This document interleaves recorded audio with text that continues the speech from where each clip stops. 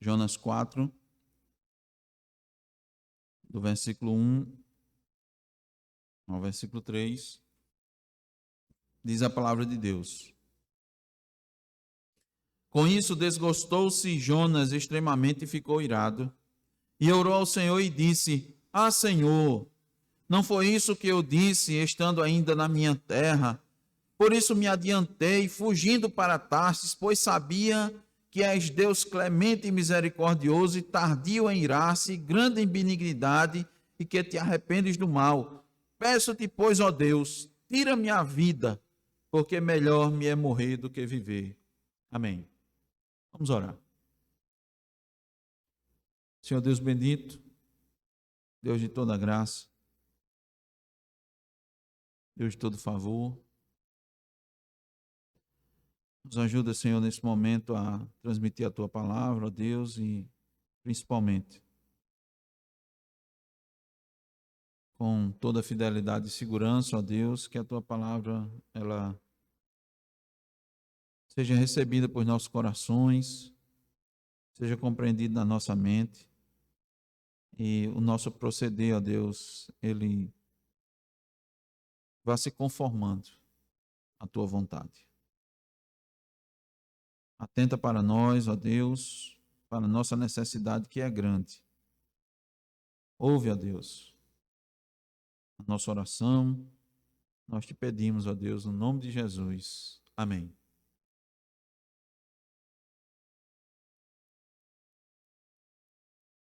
Deus realizou algo impensado. Deus realizou algo grandioso na cidade de Nínive. Ele fez o que ainda não tínhamos visto na Escritura: conceder arrependimento a uma cidade toda. Toda uma cidade se arrependeu. É o que diz o relato da Bíblia. Nós temos uma informação no livro de Jonas que tinha 120 mil pessoas, mas essa não era a quantidade toda na cidade. 120 mil pessoas era de crianças que não sabiam discernir entre a mão direita e a mão esquerda. Então, os estudiosos calculam que tinha pelo menos 500 mil pessoas ou mais vivendo naquela cidade. E todas elas, diz a Escritura, que eles se arrependeram. Mas não era uma cidade de pessoas que temiam a Deus, era uma cidade de pessoas ímpias e idólatras que desprezavam completamente a Deus, tinham seus próprios deuses. E essa foi a primeira cidade a ouvir a mensagem de Deus fora do território de Israel. Antes, só Israel estava ouvindo a palavra de Deus, ou ouvia a palavra de Deus, ou Deus mandava os seus profetas para falar. Então, qualquer pessoa ia ficar maravilhado com uma situação como essa. Uma cidade inteira, de 500 mil pessoas ou mais, se arrepender numa única pregação. Os anjos do céu, nós lemos, na parte da manhã, que os anjos do céu se alegram por um pecador que se arrepende. Imagine 500 mil de uma só vez. Então, quanto júbilo não houve no céu, ver um povo ímpio, violento, cruel, se vestir de pano de saco e clamar por misericórdia. Ver um rei descer do seu trono, sentar em cinza e ser um instrumento na mão de Deus para que a mensagem do profeta de fato atingisse todos os habitantes. Ele mandou um decreto e disse que era para todo mundo fazer um jejum, inclusive os animais. Então esse ato da providência divina era para ser muito celebrado. Deus era para ser enaltecido. Essa ação de misericórdia de Deus não se viu nada parecido.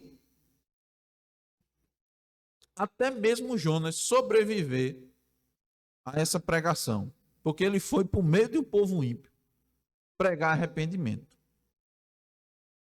Ele não só sobreviveu, mas o povo ouviu a pregação dele, porque eles entenderam que Jonas estava falando da parte de Deus.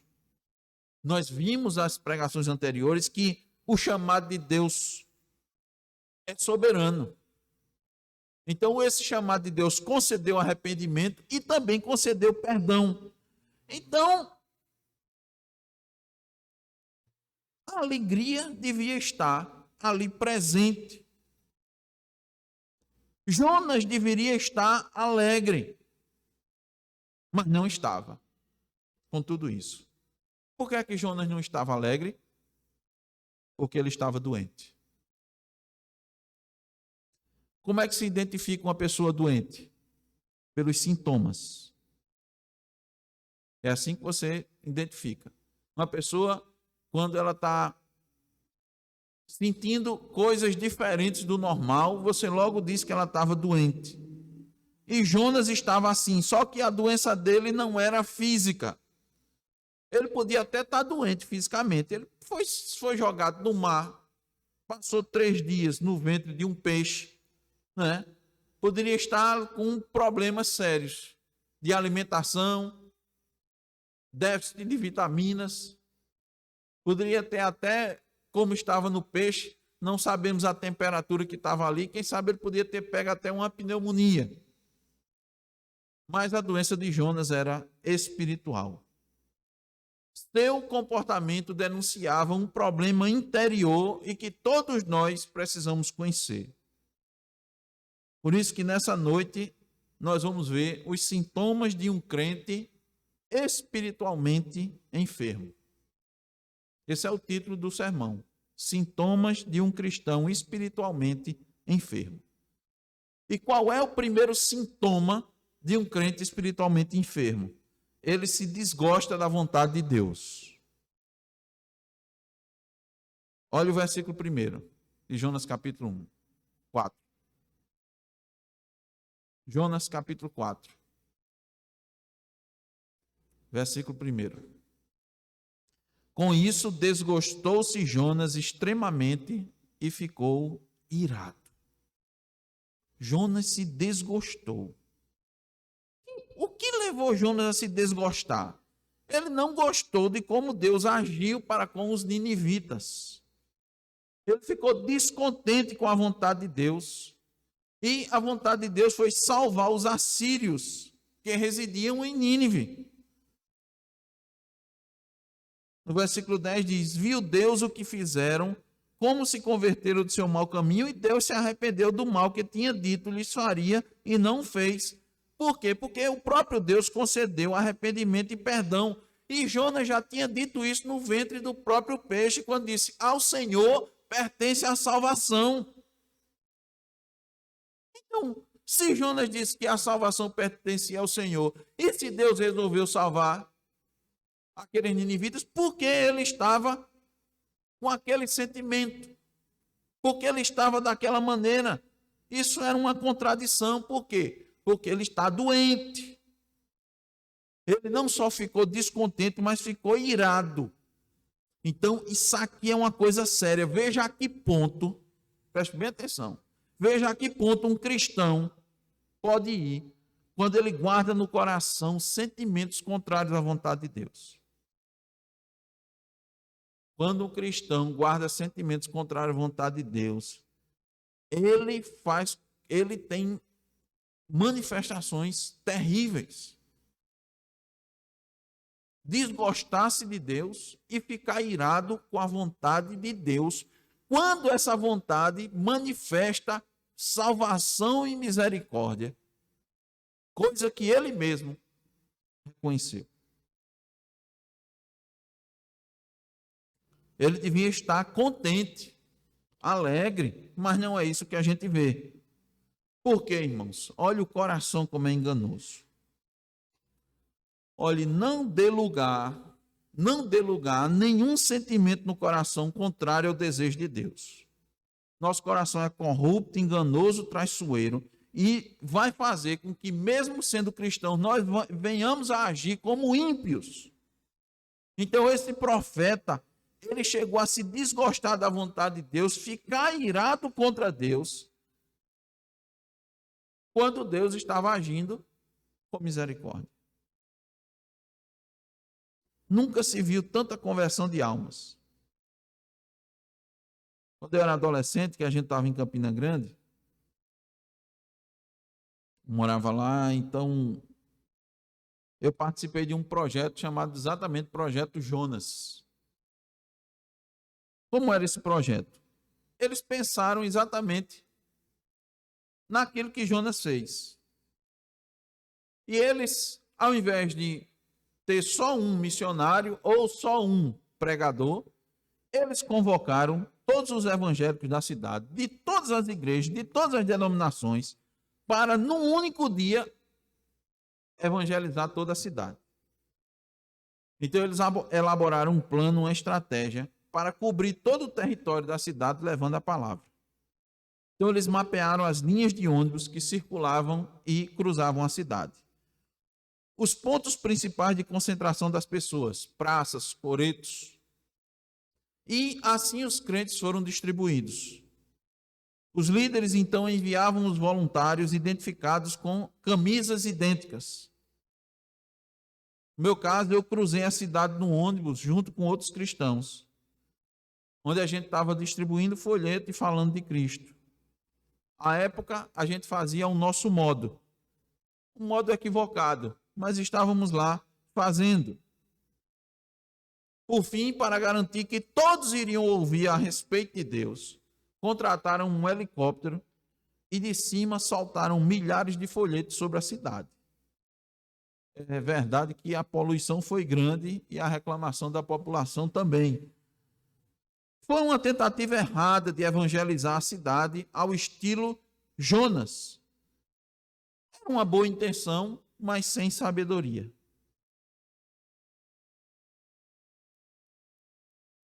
Nunca participei de algo dessa natureza e nem de longe essa tentativa obteve nem 10% do êxito de Jonas. Jonas era para estar contente, mas não estava. Conforme o pastor Stuart Olliott, Jonas foi o missionário mais bem-sucedido que fracassou. Por que ele fracassou? Porque ele estava espiritualmente doente. Pregou uma mensagem, as pessoas se converteram, mas ele não ficou feliz. Qualquer pessoa teria glorificado a Deus, exaltado a Deus, mas ele não. Ele se desgostou e ficou irado. Irado da bondade e da misericórdia de Deus. E isso é um grande alerta para nós. Veja o que foi que ele disse no versículo 2 de Jonas 4.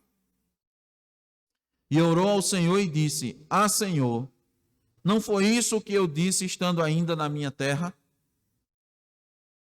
Ora, irmãos, a terra pertence ao Senhor. Salmo 24, 1. A terra pertence ao Senhor, todos os habitantes dela. E não havia só o povo de Israel no mundo.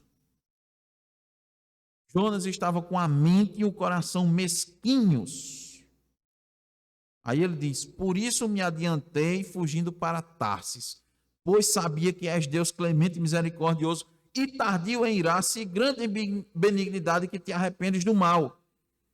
Então Jonas estava descontente porque Deus era bondoso, foi benigno. E aí, como é que um cristão pode reclamar de Deus ao Deus fazer o bem? Como? Só quando ele está espiritualmente doente, enfermo.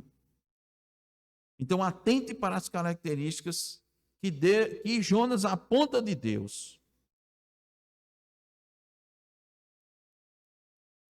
Do qual ele estava insatisfeito. Misericordioso. Jonas diz: eu sei que você é paciente, misericordioso, tardio em irar-se, grande em benignidade e que se arrepende do mal. Essa é a característica de Deus. Essas foram as características que Deus demonstrou ao povo no Monte Sinai. Nós acabamos de ler um povo que tinha feito e adorado um bezerro de ouro, com tamanho pecado e corrupção, que Deus disse que não mais iria andar diante do povo, e Moisés intercedeu a Deus. E Deus se agradou da intercessão de Moisés. E ouviu. E ele ouviu. Jonas conhecia esse Deus, Jonas conhecia esse lado do Senhor, essa misericórdia que acompanhou o povo no deserto, que acompanhou o povo em Canaã. Mas por ele estar doente, ele discorda de Deus. Não aceita Deus. Então é bom refletirmos quantas vezes não estamos agindo como Jonas. Quantas vezes Deus não foi misericordioso e bondoso para conosco e nós não estamos desejando a graça de Deus na vida dos outros. Muitas vezes a gente não quer. Jonas não queria na vida dos inimigos de Israel. E às vezes a gente não quer isso na vida dos ímpios. A gente muitas vezes só quer juízo e condenação. A gente não quer a misericórdia de Deus. Quando é que isso acontece? Muitas vezes quando tem alguém, até mesmo dentro da igreja, que muito peca. E ela está constantemente errando, desonrando a Deus, às vezes até conosco mesmo. E nós paramos não só de orar pela pessoa, não só paramos de pedir a misericórdia de Deus sobre a vida dela, mas nós começamos a pedir a ira de Deus sobre ela. Isso acontece. E nós devemos ficar muito atentos, porque foi isso que aconteceu com Jonas. A gente não se compadece mais. Não se compadece da luta dela. Ela errou e agora está passando por dificuldades. E a gente não tem mais compaixão. Agora a gente só quer juízo. Só quer juízo. É uma grande lição para nós, o livro de Jonas. A atitude de Jonas. Ela mostra que Deus é paciente e perdoador. Que ele se ira, mas sua ira também é santa. Não é uma ira descontrolada como a nossa, como a ira de Jonas, como ele estava se demonstrando irado por Deus não ter agido conforme ele queria. Foi por isso que ele ficou com raiva. Então, o primeiro sintoma que eu quero mostrar de um crente espiritualmente doente é esse. Ele se desgosta da vontade de Deus. Em segundo lugar, ele deseja a morte por ser contrariado por Deus. Olha o versículo 3. Peço-te, pois, ó Senhor, tira minha vida, porque melhor me é morrer do que viver.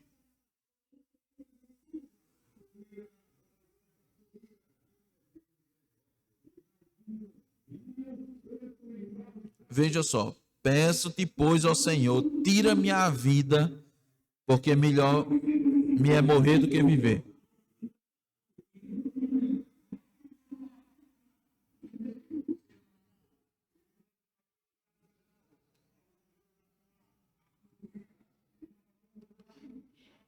Enquanto Jonas deveria estar glorificando a Deus, assim como os anjos estavam no céu, ele diz, é melhor morrer do que viver. Olha que doença. Que doença espiritual triste. Um profeta, um pregador, que obteve grande sucesso na sua pregação. O normal seria o quê? Mas, Senhor, eu nunca imaginei que o Senhor ia fazer isso. Ó Senhor, me manda para outro lugar, né? Para eu pregar, quem sabe o povo se arrependa. E o número, né, daqueles que glorificam o teu nome vai aumentar. Eu não sei qual é o número, mas que o Senhor faça isso. A reação dele com relação à conversão dos ninivitas é algo impressionante. Mas é isso que nós queremos chamar a atenção aqui. Para quê? Porque o coração de Jonas é o mesmo coração nosso. E nós podemos manifestar essa mesma doença. Essa é a questão. Pode haver algo no íntimo nosso contrário à vontade de Deus, como havia no coração de Jonas, ao ponto dele desejar morrer. Como é que alguém que é tão bem sucedido, logo depois pede a morte para si? Isso é algo muito sério. Veja, antes já era algo impensado, reclamar de Deus, irar-se da vontade de Deus. Agora, ele quer morrer porque foi contrariado. O que é isso, irmãos? Orgulho. Isso se chama orgulho. É uma coisa terrível, terrível, terrível. Ele tinha um plano. Ele bolou um plano na sua cabeça. Mas Deus frustrou o seu plano. Ele tentou de todas as formas resistir ao chamado de Deus, mas nós aprendemos que não é possível resistir ao chamado soberano de Deus. Então ele cumpriu o chamado. Mas ele cumpriu o chamado ainda na esperança de ver sua vontade se concretizar. Mesmo que essa vontade fosse contrária de Deus. Aí quando ele viu que não conseguiu nada, pediu a morte. Eu pergunto, será que não está aqui o motivo da depressão? É uma pergunta, mas é uma pergunta com bastante embasamento. Quando é que vem a depressão? O homem alimenta no seu coração, na sua mente, alguma coisa. E deseja isso. E elabora planos para que seu desejo se realize. E quando isso não acontece, ele não consegue lidar com o fracasso. Se desespera a ponto de pedir a morte. Jonas não buscou os planos de Deus para a sua vida, preferiu seus próprios planos, caiu na ilusão do seu coração e ficou nesse estado. E muitos estão nessa mesma situação. Muitos estão trilhando pelos seus próprios caminhos. Muitos estão dirigindo sua vida pelo seu próprio pensamento. E aí o que é que acontece? Fecham os olhos e os ouvidos à vontade de Deus, à voz de Deus. Se engana os outros, faz parecer que seus desejos são bons e justos aos olhos dos homens, mas no fundo é só para fazer sua vontade que está escondida no seu coração. E quando não conseguem seu intento, depois de muito esforço, caem no desespero. E não poucos pedem a própria morte. Foi isso que aconteceu com Jonas. Aparentemente, por ter cumprido o chamado soberano de Deus, parecia que ele estava obedecendo de todo o coração a Deus. Mas não estava. Não de todo o coração. A verdade é a seguinte: quando alguém apresenta resistência em fazer a vontade de Deus, em fazer o que a palavra de Deus determina, quando as pessoas começam a apresentar justificativas, a se explicar, a racionalizar, não tem outra. Estão apresentando sintomas de um cristão espiritualmente doente. Um cristão saudável, espiritualmente saudável, não questiona a vontade soberana de Deus. Não resiste ao chamado soberano de Deus. Ele não faz isso. O que aprendemos? Que Jonas, a segunda vez, obedeceu, mas o desejo dele não era o desejo de Deus. Então nós vemos que é possível um cristão fazer as coisas para Deus, como cantar, evangelizar, pregar, contribuir, até mesmo viver somente do evangelho, e mesmo assim estar com a alma enferma, espiritualmente enganado. Isso é um grande perigo. Isso aqui é um grande alerta. Precisamos conhecer esses sintomas para identificarmos imediatamente essa doença, principalmente em nós. Quantos não estão hoje fazendo as coisas em nome de Deus, mas sua vontade é contrária à vontade de Deus? O gosto do seu coração não é o gosto do coração de Deus. Fazem a obra, mas não têm prazer na obra de Deus. Então veja, isso é um perigo muito grande. Por quê? Porque não é exterior, é interior. É o que está no coração. Não é o que se pode ver, é algo que somente pode ver. Somente Deus pode ver. E Deus viu isso, viu a motivação real de Jonas. Recentemente estudamos a lição que Jesus deu aos seus discípulos quando estava no templo. E a pobre viúva colocou no gasofilácio 2 pequenas moedas que sequer valiam R$1.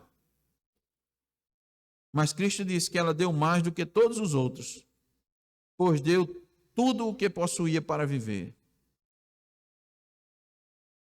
Deus se agrada daquele que se entrega por inteiro. Deus se agrada daquele que tem um coração íntegro para com Deus. Deus está mais interessado no deleite do nosso coração, muito mais do que naquilo que fazemos. Jonas fez a obra, mas não se deleitou em Deus. Ele se desgostava da vontade de Deus. E por isso que ele pediu a morte. O que Jonas fez? Guardou no seu coração ídolos. Guardou ídolos no coração. E quando a vontade do nosso coração é contrariada, nós demonstramos nossa doença, pois vamos querer satisfazer os nossos ídolos. E nós não podemos servir, não se pode servir a 2 senhores. Quem eram os ídolos de Jonas? Pelo menos identificamos 2. Primeiro, porque ele era hebreu, ele era judeu. Depois, porque ele achava que Deus era exclusivo dos judeus. Para ele, só Israel podia ser alvo da bondade e da misericórdia de Deus.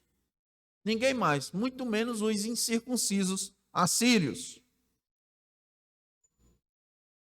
Irmãos, a essa altura da vida do povo de Israel, muitos anos já haviam se passado de dureza de coração desse povo. Eles não estavam mais ouvindo os profetas. E aí Deus teve misericórdia e lhes ampliou as fronteiras por meio de Jonas. Jonas viu em um único dia os ninivitas se arrependerem do grande mal que estavam cometendo. E para ele isso foi demais. Foi a gota d'água. Por quê? Porque ele achava que o foco da sua atuação era só em Israel. E isso fez com que ele criasse ídolos no coração. E mesmo sem saber, passou a adorá-los. Ele estava fazendo a vontade de Deus, mas também estava sendo um idólatra. Por isso que ele não aceita a vontade de Deus, porque a vontade de Deus não batia com a sua. Não batia com a sua. Lá em Jonas capítulo 1, versículos 8 e 9, nós vemos que quando os marinheiros perguntaram: que ocupação é a tua? De onde vens? Qual é a tua terra? De que povo tu és? Ele respondeu: sou hebreu. Ora, isso era a informação correta. Só que isso, na verdade aqui, no desenrolar da história, nós vemos que era um ídolo para ele. Era motivo de orgulho. E ele queria que Deus fosse bondoso e misericordioso só com o seu povo. Por isso que a gente entende e percebe melhor que mesmo Jonas tendo ido para Nínive e pregado a mensagem de Deus, sua motivação e desejo do coração estavam muito distantes das de Deus. Então vejam, irmãos, é possível fazer a coisa certa, preste bem atenção nisso. É possível fazer a coisa certa com a disposição errada do coração. Foi exatamente isso que ocorreu com Noemi, quando ela deixou Moabe e retornou para Belém de Judá. Ela fez o que era certo com a motivação errada. E isso é muito perigoso. Isso aqui são as nuances, os detalhes da vida cristã, mas detalhes importantíssimos, que muitos não consideram, que muitos desprezam, mas está lá no coração, porque é preciso que o coração esteja voltado para agradar a Deus. Mas em tudo isso nós vamos ver os decretos de Deus e a providência de Deus. Deus ainda assim usou Jonas para realizar seu propósito lá em Nínive, apesar de Jonas. E Deus ainda vai tratar, nós vamos ver com a sua graça, da doença de Jonas. Concluindo, estejamos atentos aos sintomas de um cristão espiritualmente doente. Vamos aprender com Jonas a identificar se estamos ou não enfermos. Qual foi o primeiro sintoma? Ele se desgostou da vontade de Deus. Então é bom a gente se perguntar do que a gente tem gostado. Do que você tem gostado? Você gosta das coisas que Deus gosta, das coisas que Deus manifesta prazer? Você deseja as coisas de Deus? Você sente prazer em estar na casa de Deus, fazer a obra do Senhor, ou você vem porque está acostumado? Porque tem um irmão que você gosta? Porque tem um colega, uma colega? Porque seu marido traz sua esposa, insiste? Porque você vem com seu pai, com sua mãe? Você tem prazer nas coisas de Deus? Você tem prazer em ver Deus sendo misericordioso na vida do irmão, mesmo depois que ele comete pecados? Você tem mais prazer em ver Deus manifestando sua ira ou sua misericórdia?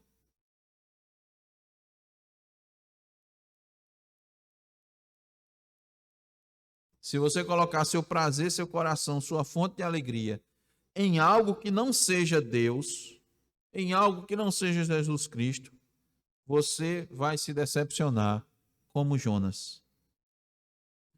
Se seu coração não estiver no reino, a decepção logo vai bater na porta do seu coração e você vai dizer: é melhor morrer do que viver.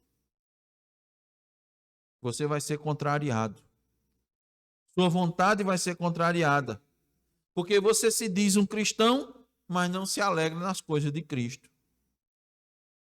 Você vai fazer planos contrários aos planos de Deus. E os planos de Deus vão ser concretizados e os seus não.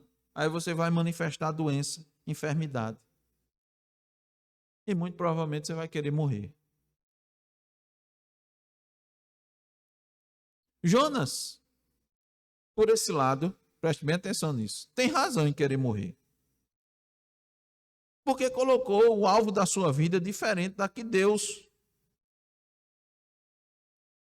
Por isso que ele tem isso. Porque ele guardou no seu coração os ídolos. Se o seu coração estiver nas outras coisas da vida que não em Cristo, o que é que acontece? A pessoa vive angustiada. Pois a decepção, a ansiedade vão necessariamente bater à sua porta. Nada que não seja Cristo garante alegria e paz. Isso aqui vocês veem muito facilmente. Em alguns exemplos, muito provavelmente vocês já viram isso.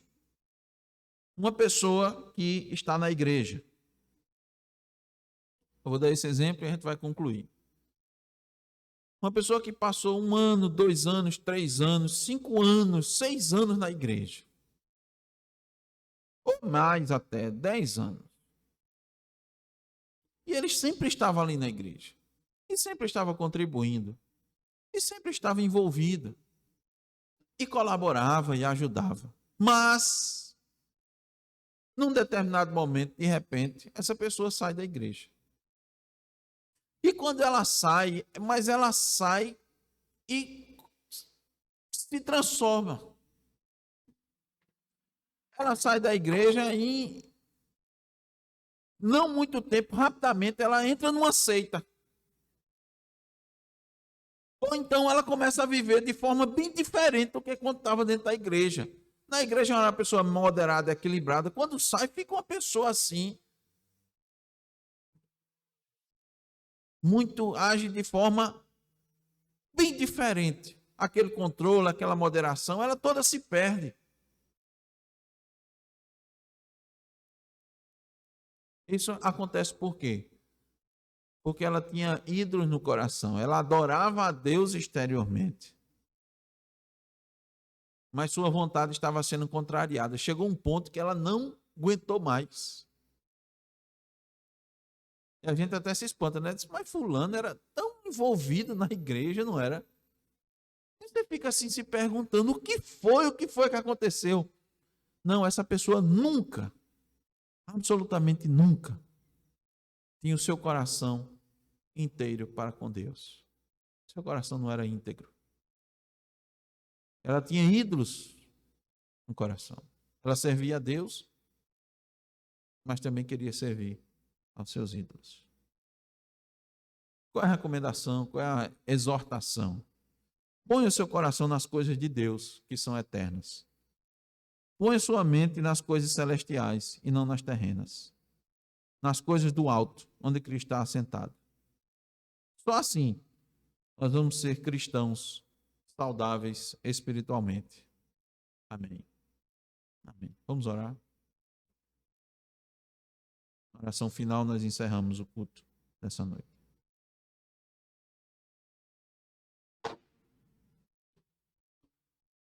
Senhor Deus, te pedimos mais uma vez a tua misericórdia, porque ao Senhor nós podemos, Senhor, e muitas vezes já sofremos dessa doença.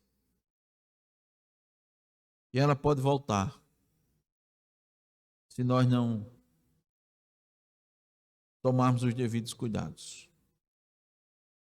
Se nós não olharmos, ó Deus, para a tua vontade e seguirmos a tua vontade. Os ídolos do coração rapidamente vão se multiplicar.